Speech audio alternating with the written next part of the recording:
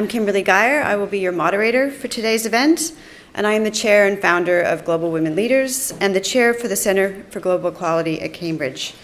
Today's session is entitled Accelerate Equality and Empowerment, How Women's Leadership and Collective Action Can Make a Difference.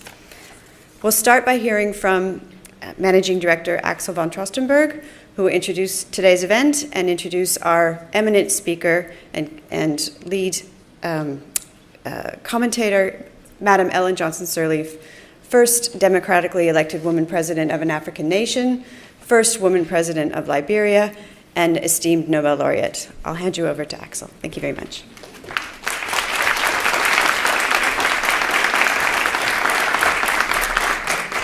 Madam President, and good morning, everybody. Good afternoon, whoever is live also on in the world connected. This is an important day, International Women's Day, and I think we need to think of a couple of things. We have, on one hand, to celebrate the social, economic, political, cultural achievements of women. And I think there are many of them, and I think that is already cause for celebration. And I think that is maybe the easiest part of it. We also need to use this day to raise awareness of what is not working and where are still enormous problems, and namely it's the problem of discrimination.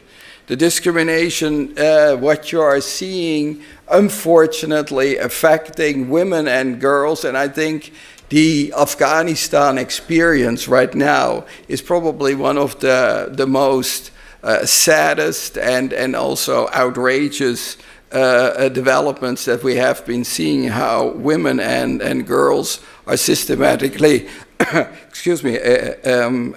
excluded from everything, and I think we need to keep that in mind.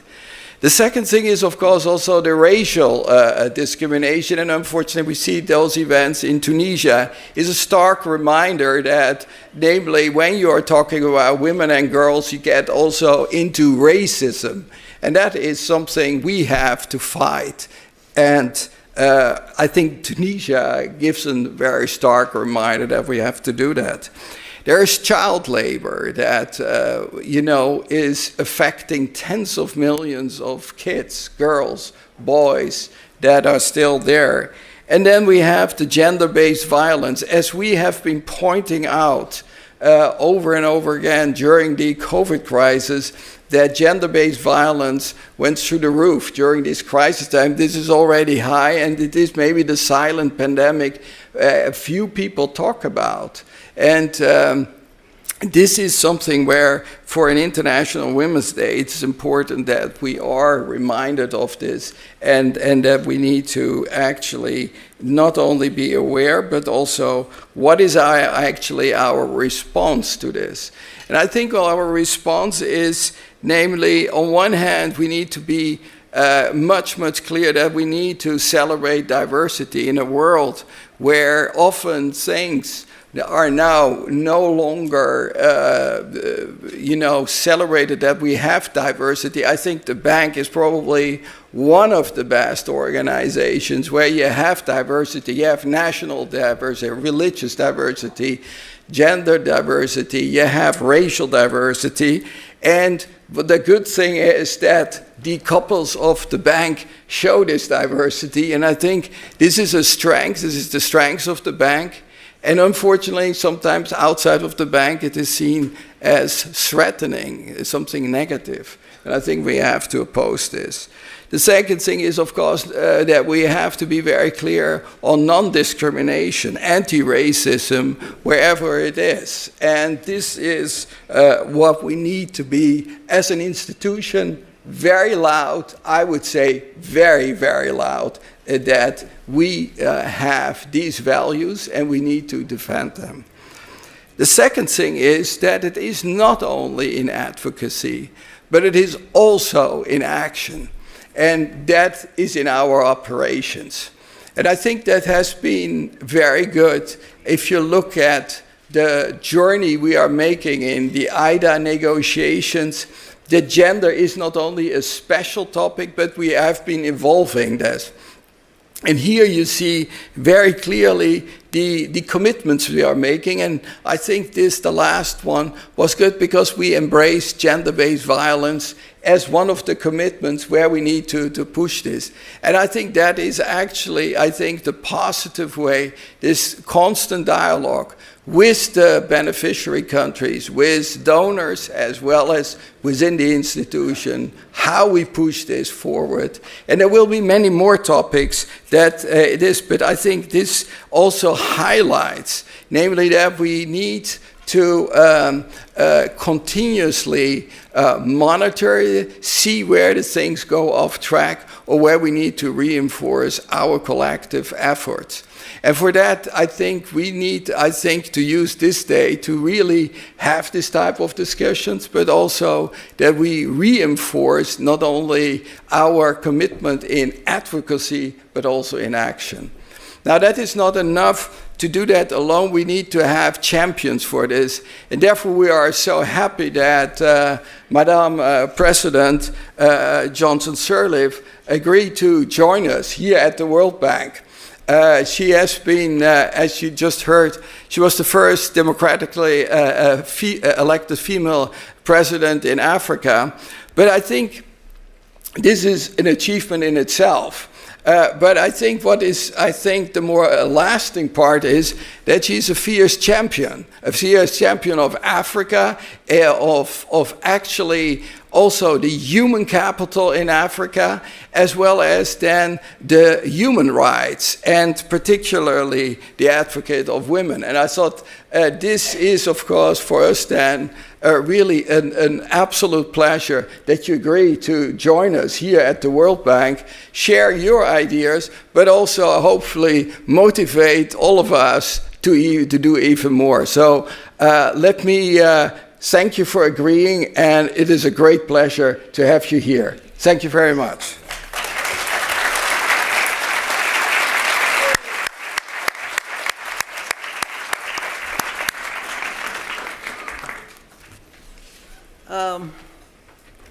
Let me say a big thank you to you, the Managing Director.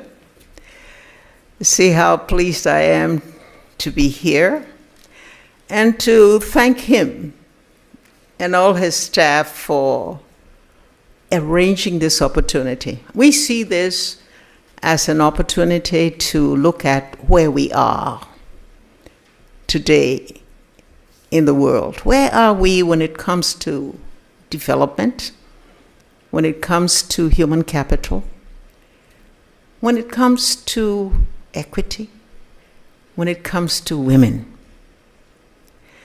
And I hope that in all the discussions, we'll be able to focus a bit more on it. I listened to the managing director of the IMF this morning, and I've listened to him in some discussion a few minutes ago. And I should feel encouraged by what they both have said. But the picture is mixed. Today, we face a situation in which our world has been changing for the past decade due to more nationalism, more extremism, populism.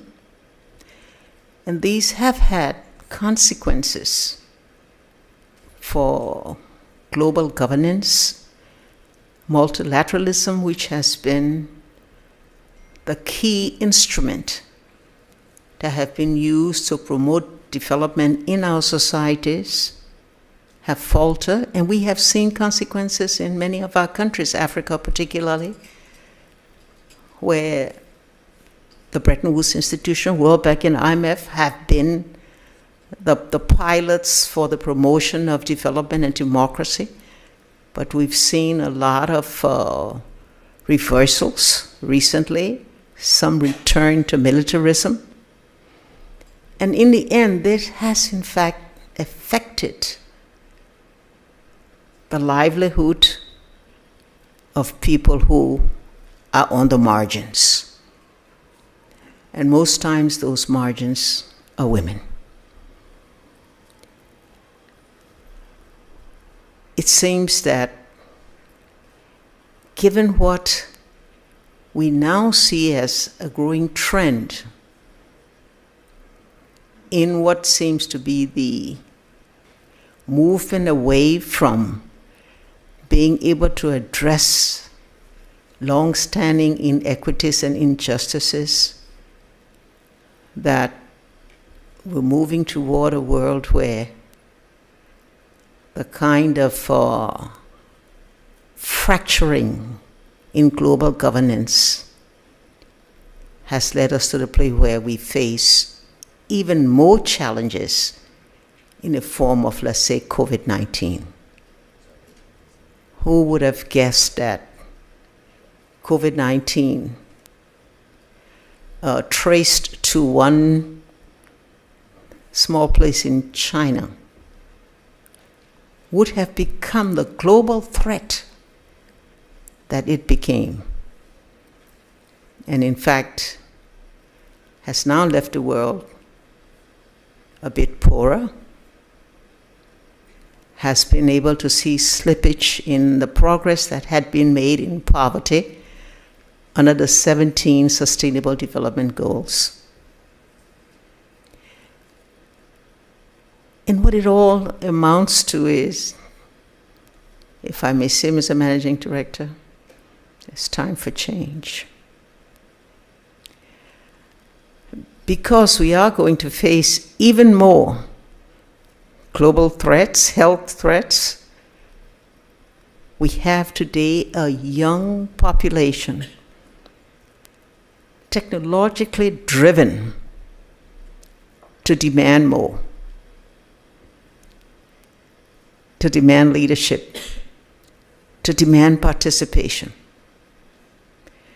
And that's what we're now looking for, to see how will those changes in these institutions that have long been the gardens of development begin to develop the institutions where the people really are, down at the country level, at the community level, where those most affected by decisions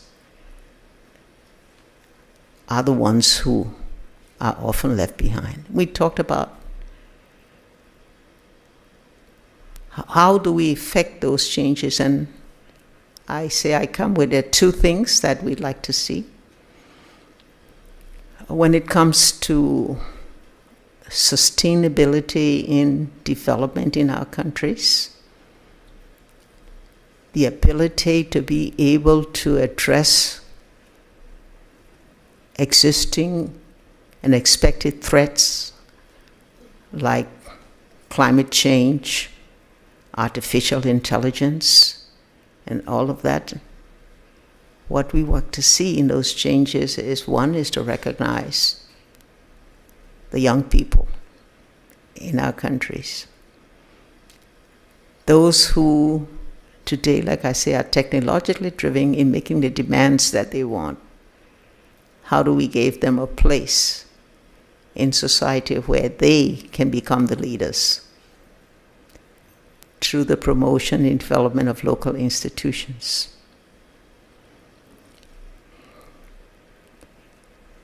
And of course, women. It's been, 30 years since Beijing, when we signed the Beijing Platform of Action and called for a minimum 30% participation of women. Today we recognize that women, as a matter of fact, there have been progress, no doubt, and we must recognize that. You have more women leaders, you have more women parliamentarians, you have more women executives, you have quite a few of them who are holding high top leadership position in institutions, global institutions, and we applaud all that has happened to make that happen. But still, 30 years after Beijing, we have 193 countries, as reported by UN Women. There have been 28 women leaders. In Africa, to date, 2 women presidents, 4 former presidents, one of which was democratically elected. That's not enough. And unless we can address, first of all of these global challenges, unless we can find a way to make sure that there is participation at the national level, that national institutions take primary responsibility for their development. And that can only be done if we get the support from those institutions that have the capacity, that have the resources, that are willing to scale up the support and really make direct interventions for the development of those institutions. Because they do have primary responsibilities. And I'm not denying that some of the problem lies with ourselves. In the manner in which we govern, in the manner in which we formulate macroeconomic policies, in the manner in which our delivery systems, ensure that resources reach where they're needed most at community levels. But we also know that unless the changing processes of those leaders that hold the power, those leaders that have the resources, unless they can see the importance of change at this particular point in time, then we know that we're going to face a very, very difficult world, where we will see those at the margins will be left behind. And those who suffer most are those like women, like those who are disabled, those who have not had the opportunities for good quality education and for good health services. So to all of you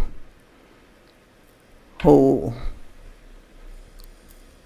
are the conveyors of the messages of good governance, after you, we are the ones to whom the messages are sent to all of our countries and all of our people. The change in you requires that there's recognition of those who have that responsibility, of those who have been left behind, of those who can make the big difference if we will address the challenges of today's world. I understand there's going to be a good interview on this. I hope we'll see a lot of participation. I hope I'll see, as I have seen, some of you at the country level. But my message is simple. And I'll say it 2 times and 2 times and 3 times and 4 times. It's time to change the processes and the procedures. The Bretton Woods institutions were established in 1944, essentially with a primary objective of reconstructing the countries of Europe. And they did it, and did it well.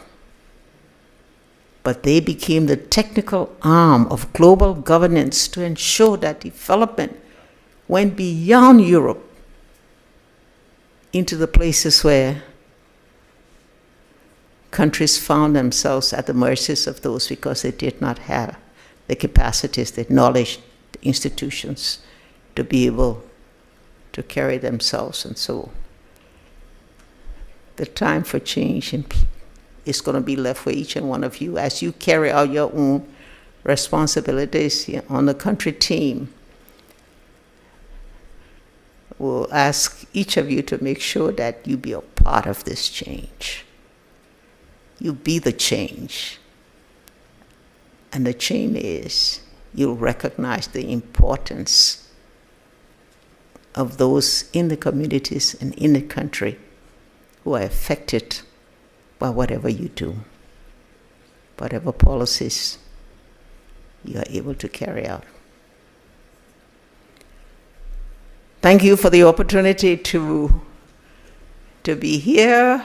I expect that I'll be meeting with some of you on other occasions and see you at the country level somewhere in Africa, somewhere in one community where you have responsibility. I hope I'll be able to then celebrate with you the change that we want to see in this great institution, the World Bank, that has meant so much to all of us in the world and that has the capacity to do even more and to be able to set itself up as the one that really turns the situation around where there's more justice, more equity,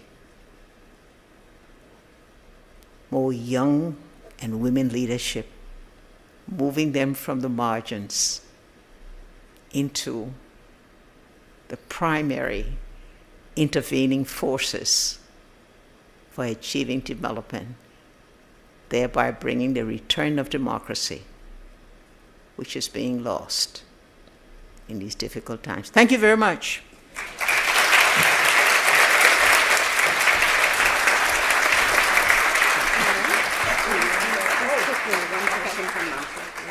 Thank you very much. Oh, thank you. We'll just okay. have one quick one quick question from Mamta. Have you sit for just a quick moment. Thank you. Thank you so much, Madam President Ellen Johnson Sirleaf. I think we all have so much to take away from that, both grounded in International Women's Day, Women's History Month, but every day for women leaders and for the people who are most vulnerable around the world, who you all seek to help as we do. Madam, I'd like to introduce Vice President of Human Development, Mamta Murthi, to just ask a few questions off the back of Madam's remarks, to thank Madam for her participation today. And also, Madam, we'd love to hear a bit about your initiative at the Ellen Johnson Sirleaf Center for Women in Development, the Presidential Center for Women in Development. So, Mamta, I'll hand to you for a few brief questions, and then we'll set up for our panel session. Thank you. Thank you so much, Kimberly and Madam Sirleaf. Thank you for those inspirational words. If I may, and if it's not an inappropriate analogy, what you said reminded me very much about what Mahatma Gandhi said. He said, "Be the change that you want to see." And you're saying to us, we should act upon the principles of development of women that we're espousing. Your call to us is something that is falling on very fertile grounds. We see ourselves as playing an important role with the technical capacity and the financial resources that we have to support women and build institutions and support the building of institutions in the countries that we work in. I'm going to ask just a couple of brief questions. You've had the most illustrious career, Nobel laureate, first democratically elected president in Africa. You also worked in the private sector. And you also worked at the World Bank, and we take a little bit of pride in that as well. I very much want to hear from you, because we're in the process of updating our gender strategy, the approach that we take to supporting women's empowerment. We're in the process of updating that. And if you, what advice would you give us? What guidance do you have for us on the kinds of things that we need to do or do differently to support women's empowerment and women's leadership? Okay. Oh, I don't need the thing you have, right? Your mic. I can just talk, right? Yeah. Okay. Let me clarify first that as a creative and intuitive institution, the bank recruited a few of us activists in our countries to come and be loan officers way back there. So it was supposed to be a grooming, process for us to prepare us to take leadership in our countries. And in some cases it worked.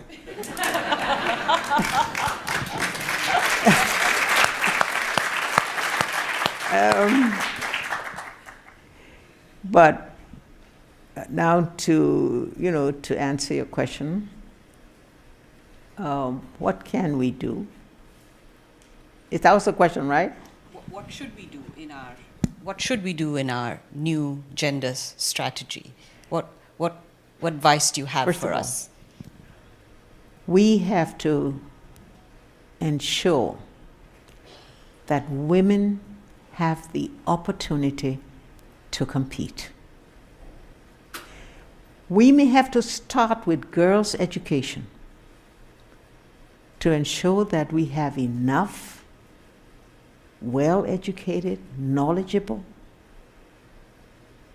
women in a critical mass to be able to hold leadership positions. Too often, women are not given the opportunity. And we like to talk about, let's give them and we don't want to, women are not asking for gifts in leadership.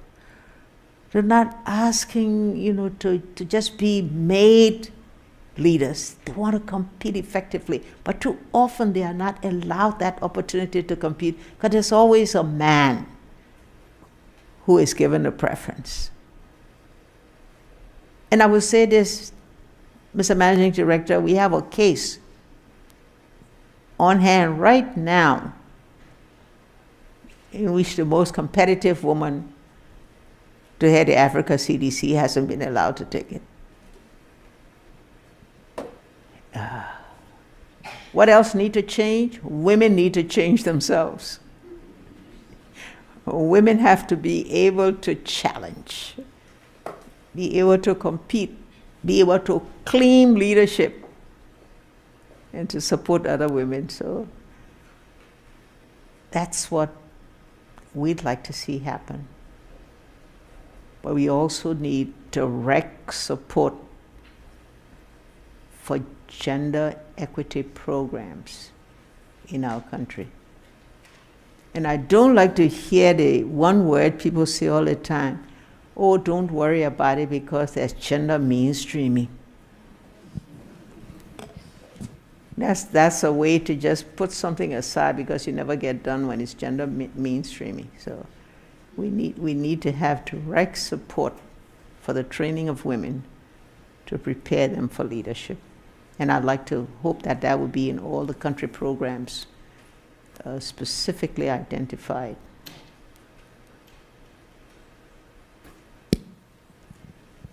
Thank you. Playing our role as the World Bank to help women to compete and to give them the opportunity to be in leadership are things that I heard you say, and in fact the gender update that we are thinking about has a strong emphasis on leadership.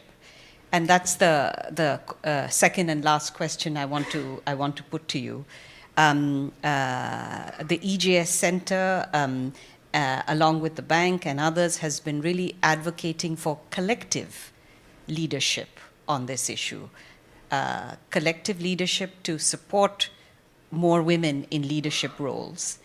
And here my question to you would be, what should be emphasized in bringing more women to leadership, both on the part of the public sector, which as the World Bank we tend to work with, but also on the part of the private sector and the philanthropic sector?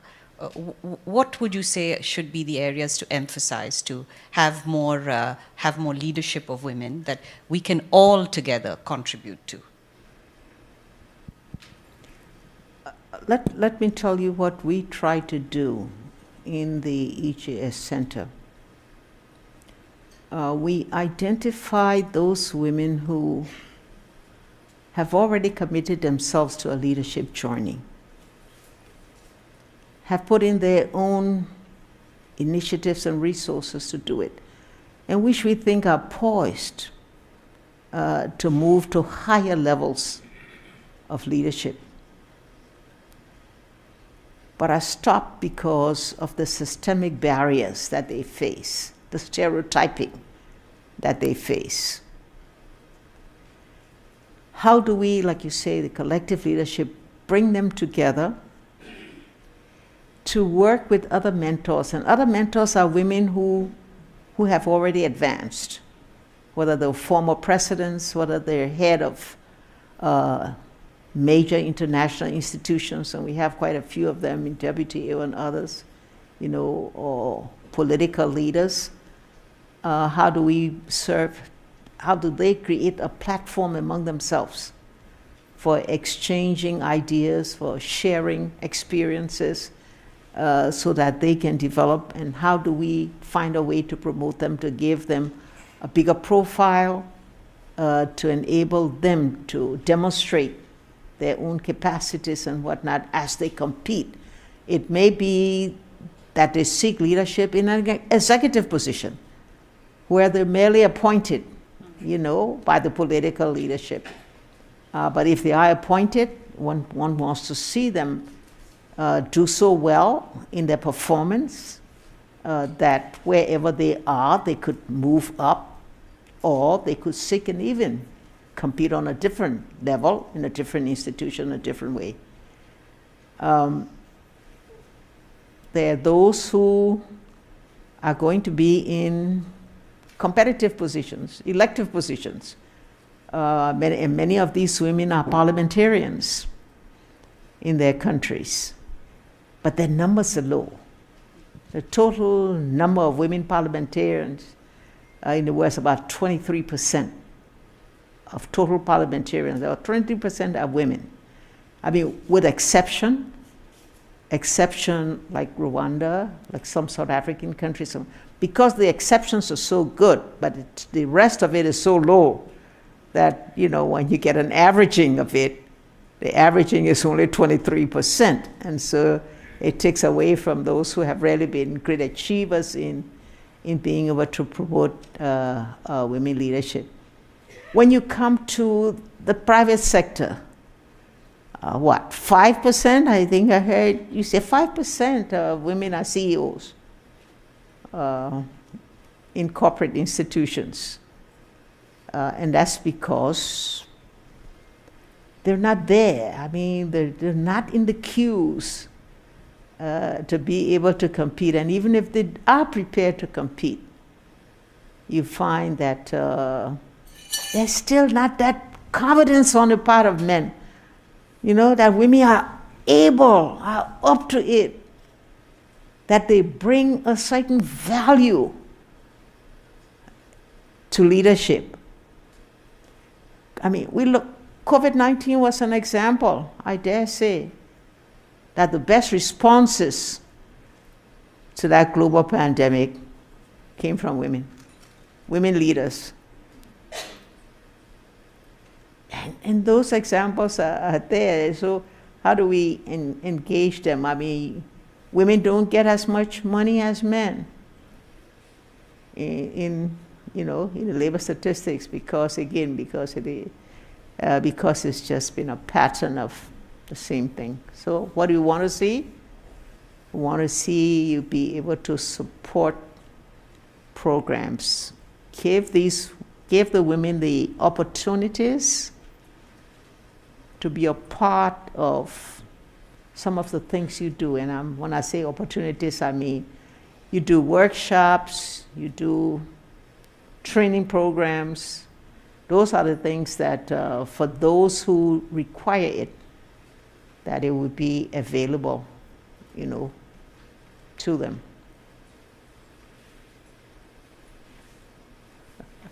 It's a hard sell, right?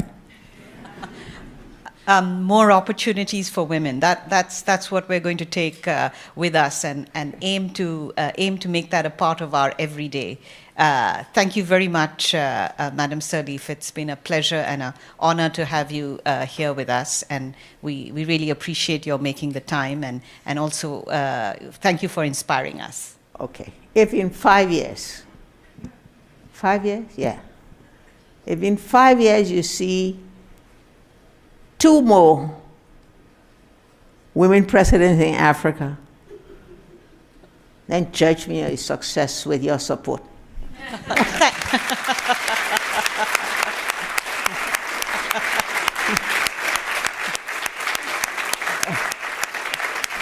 you, Madam. I think we just received our key performance indicators. Thank you. We'll Thank see you you very later. much. I'll see you later. Yeah. Thank you, Madam. Thank you. Okay. Thank you. Thank you so much, VP Murthi, as well. As Mamta said, we are working collectively, Madam, myself, Mamta, and other women leaders. This is what it takes. I come from the private and philanthropic sector. We have women from public leadership, women from multilateral institutions, women from corporate business, and women on the ground doing the work face to face with women and girls and communities. So we leave that message with you. Madam Sirleaf's challenge to all of us to see 2 female presidents in Africa in 5 years. Let's call it the Sirleaf Challenge. Let's get behind it because we owe her that. She is inspirational, but she's earned our trust, our loyalty, and our just revere for her good work and also her leadership. She is spending her time dedicated to setting up the EJS Presidential Center for Women in Development, and we're here at the bank this week and in Washington to talk about what that work is and how others can support it, including right here at the bank. So with that, I'd love to invite my panelists to join me on the stage. We have some inspiring women. This is an intergenerational panel. We've started with Madam Sirleaf, Nobel laureate, and we have Dr. Myrna Cunningham. If you could please join me on the stage. We have Richa Gupta, who is a young founder, and we also have on screen Dr. Omnia Omrani, who is joining us from Egypt. Please join me.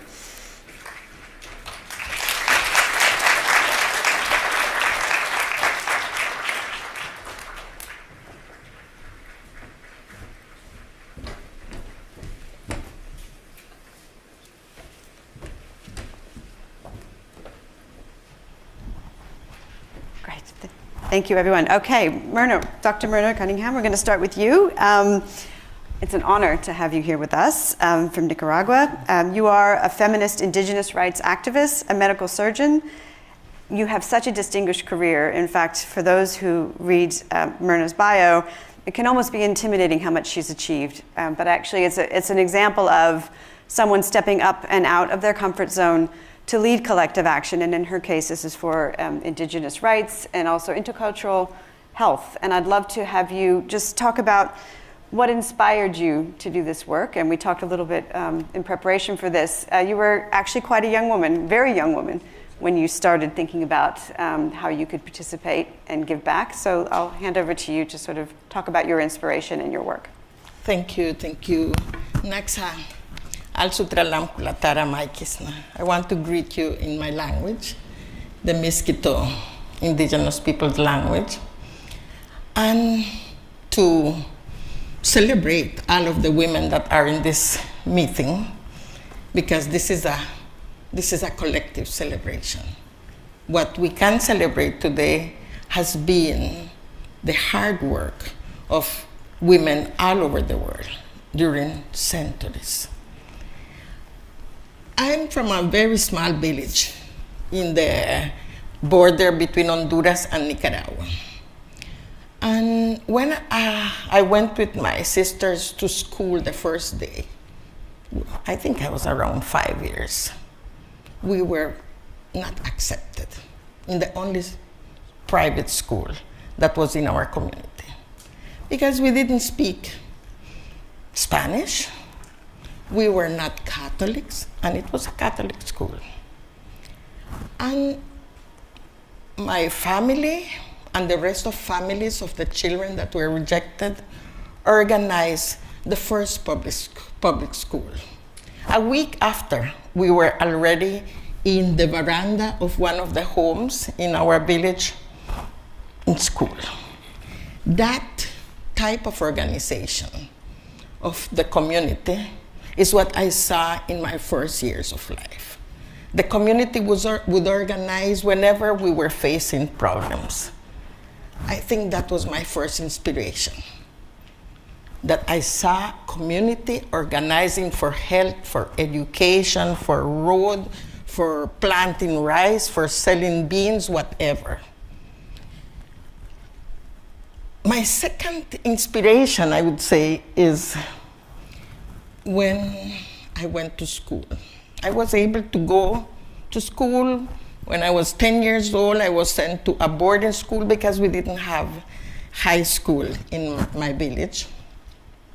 And then I came back and I taught as a teacher for a year before going to medical school. So I was able to get scholarships to go to school. When I was being trained as a doctor, I would come back on my vacation and go with the priests and the nuns. I became a Catholic in the boarding school. Just, I had to survive there. So, and we would go on vacation and to the villages. The priest would marry the couples, the nun would, and I would help to be in the communities, and I was able to see the life in the communities. I learned to dance, I learned to sing, I learned about traditional medicine, I learned a lot of things in the communities. And communities were very poor, they're still very poor, but they're so happy with what they have. That was an inspiration.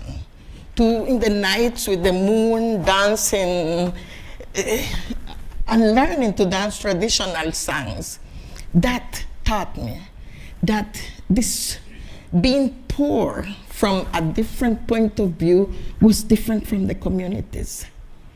So that was a great inspiration that accompanied my life all over.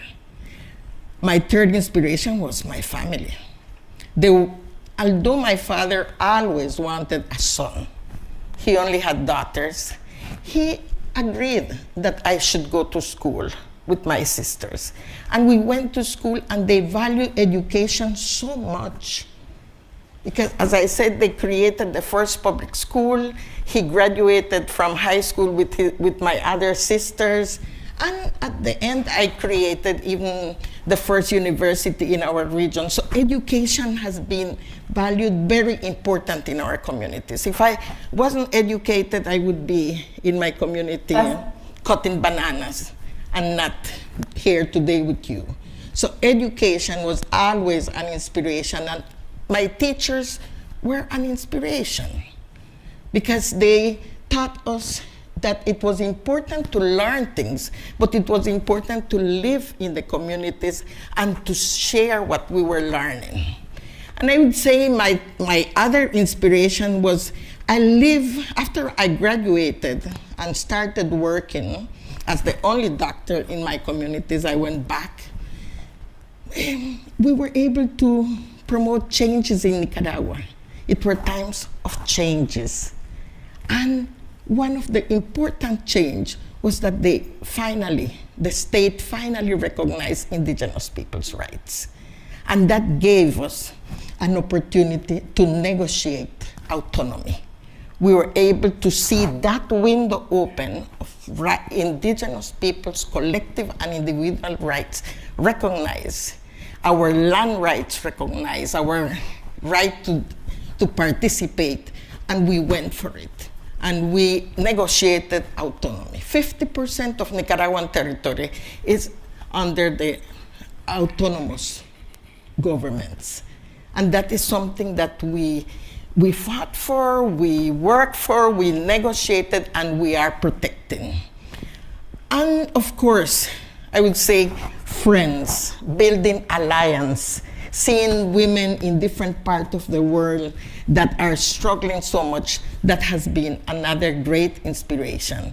And getting together with those women and being part of the Indigenous women movement has been another part of my inspiration.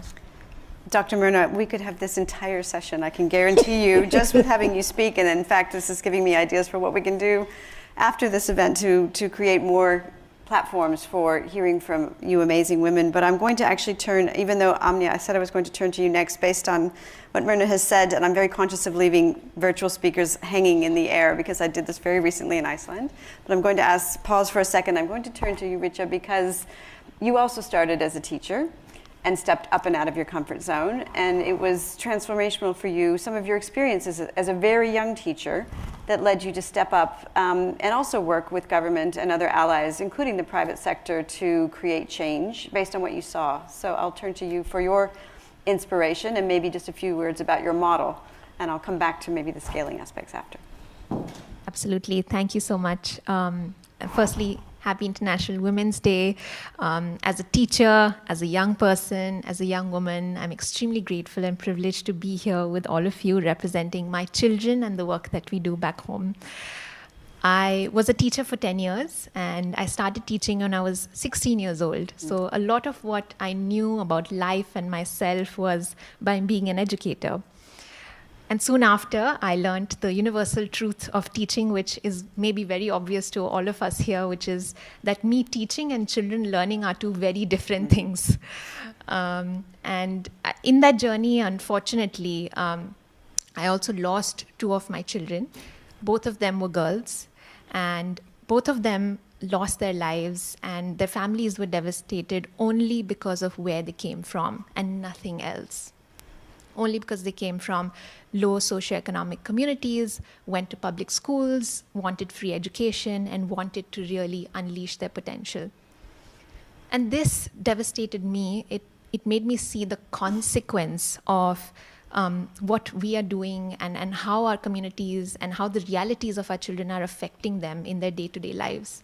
And more importantly, it made me recognize that while I was a great instructor, maybe in a math or a science or an English or a Hindi instructor, I wasn't preparing my children to live through the adversities and cope with the adversities that life was throwing at them outside of the school walls. And that made me very disappointed in myself, that made me very restless, and made me want to think about children's well-being and emotional well-being of our most vulnerable children in public schools today at scale and systemically. And so with that, and knowing the reality that some of the brightest, most sharpest, and most inspirational girls that I've met were in my classroom, and there was something that was stopping them from becoming the next Nobel laureate, the next president, the next prime minister.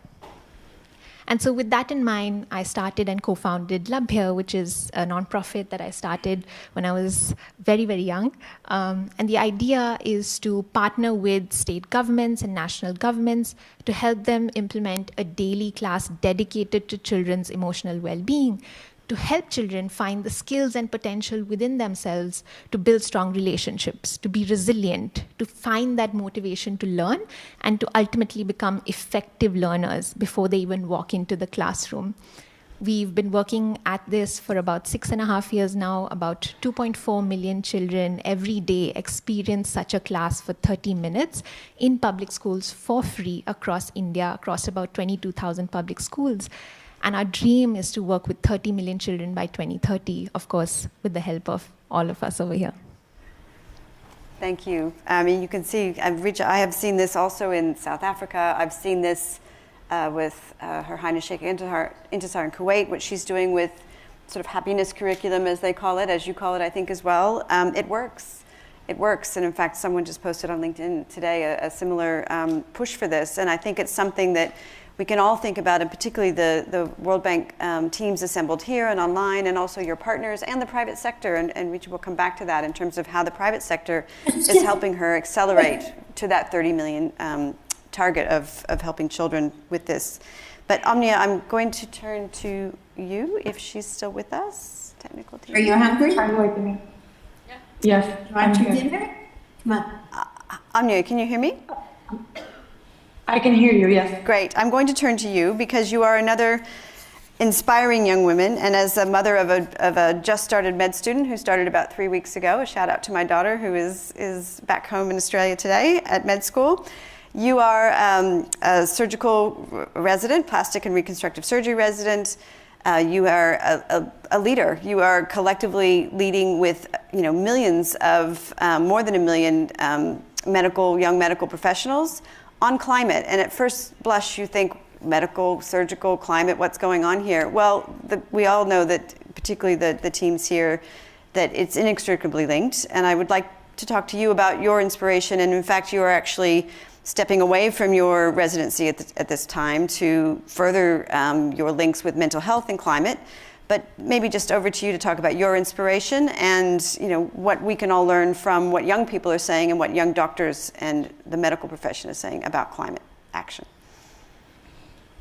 Yes, definitely. So happy International Women's Day, and thank you so much for having me. I'd like to share a bit of how I started my work and passion for climate change. It was when I was a second-year medical student, and I joined an international organization that works on the linkages between public health and the environment, which is the International Federation of Medical Students. And together with them, we started going to the climate change conferences. I led 2 delegations of students. We were advocating for placing human health at the heart of climate discussions and climate policies. And the reason why we did that, and we also worked on really integrating climate change in our own curriculum and our own education, because we saw that our duty as a medical students does not just lie towards the patients, but it lies towards our communities. And the biggest threat to our health is climate change. And this has been said since 2015. And as a young woman, I also recognize that I'm asked on a daily basis to shoulder the impacts of climate change on both my health and well-being. And when we look at the numbers, when 9 out of 10 young people around the world breathe in polluted air, 1 in 5 have no access to the basic drinking water that they need. And in only 3 years, more than 12.5 million girls will not be able to complete their education just because of the climate-related disasters that will take place. And in the US alone, when we look at 2050, more than 22,000 lives will be lost due to suicide because of the extreme heat. And when I completed my medical education, I started working as a resident. I saw during the summer on a daily basis patients presenting with heat stress and stroke, their body temperatures reaching over 40 degrees. And if they are not caught in time, they would lose their life. I also saw many asthma exacerbations because of the high levels of air pollution, especially in women, due to the high levels of indoor air pollution. And all of these impacts led me to continue my passion for climate change because of how it is directly linked to the health of my people. And 1 year into my plastic surgical residency training, my country was chosen to host the UN Climate Change Conference, which is COP27. And 6 months after, I was appointed as the youth envoy for the COP27 president, who is our Egyptian Minister of Foreign Affairs. And through my role, I was inspired because I saw many young women and girls leading their own climate adaptation and mitigation strategies. In Kenya, young women were developing drought-resistant seedlings. In Egypt, women were leading their own enterprises that upcycle waste products and really into commercially viable products, women that built in solar-powered water heaters to address air pollution and provide energy for the most vulnerable communities in Cairo. And in Uganda, I saw many women as well leading their own enterprises to build the capacities and the green skills in their own communities. And now I am very lucky to also work with an inspiring group of women at Climate Cares in Imperial College in London, focusing on how to understand and respond to the mental health impacts of climate change, whether it's ranging from climate anxiety, depression, grief, as well as solastalgia. Right. Thank you, Omnia. Again, between these two young women, we could spend hours talking through, and we will. But I wanted to, and I know we're on a hard close because this is a live session and we have one just following this, but I wanted to close with a very short, brief message from each of you for, off the back of your own inspiration. What can young people take away, Myrna, from your experience, to not be daunted by your amazing resume, but to actually realize that you took this on as a very young woman? And also the thread that runs through all of this. It might seem from the bios that these are very distinct women, but we have health connections, we have education connections, and I heard the word community all through that. And also collective action, not as a buzzword, not as the latest thing because it's turning up in a lot of places, but because it works. It works. And I dedicate my time to this. I know there are many, many of you at the bank who are very interested in taking this to the next level, to taking it beyond sort of the white papers. And we know the research is there. We know the mental health impacts. We know that we need to work with Indigenous communities. We know that we need to get socio-emotional linked to education. Otherwise, education won't work. There's no readiness there to accept it. So, Dr. Myrna, I might start with you. Just a very quick message of call to action on how others can step up the way you have. I think what I'm living is what I was able to plant, the seeds that I planted when I was young. And for young people, usually they remind us that they will not be the leaders of the future. They are the actual leaders. We are living what youth is able to accomplish through their collective action. But collective action requires individual decision. You, for example, you decided to leave surgery and go to climate change. I did the same thing. I was trained as a surgeon. And I realized that, well, I was a very good surgeon, but only 5% of the patients would go for surgery. And I went to public health. It's the same like you. You can do a lot through surgery, but you can do much more through climate change. So I think that's the vision that we require from the young generations, that they take the decisions to really use the possibilities and the opportunities that the older ones were able to plant for you, to learn, to use your technological experience, to use the networks that have been created, and go for larger vision. And look at the world that you want to see in the next 50, 60 years, and not the one that you're living today. Thank you, Myrna. Omnia, just quickly, very quickly from you. Yes, so my message to the young people is that we already know what needs to be done. The science is clear, the solutions are there. We also see many commitments and many initiatives, and targets, but we don't see action. But this should not discourage us from being persistent, from being optimistic that we are working together to build a healthier future. And right now there's the 1.8 billion youth campaign, Youth for Change, and it would be, what we are calling for is really to work with young people in partnership and in collaboration. We are not add-ons to initiatives that are led by our governments, by our institutions.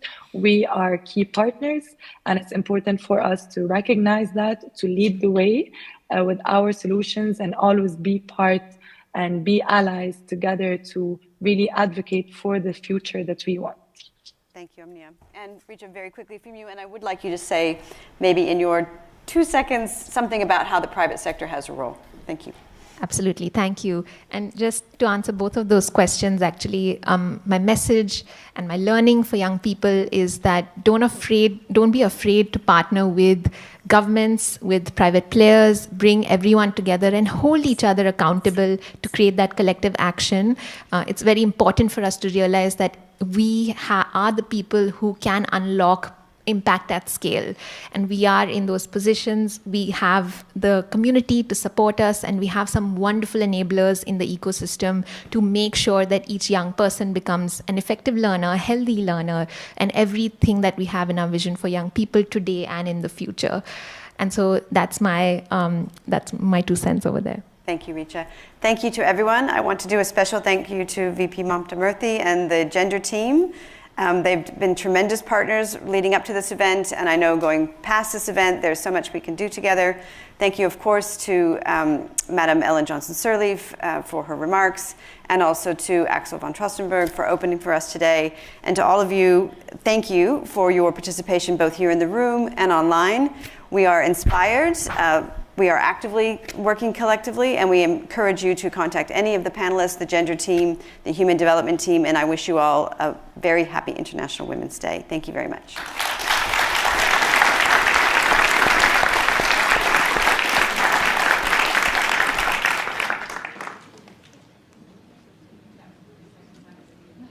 For the live to go.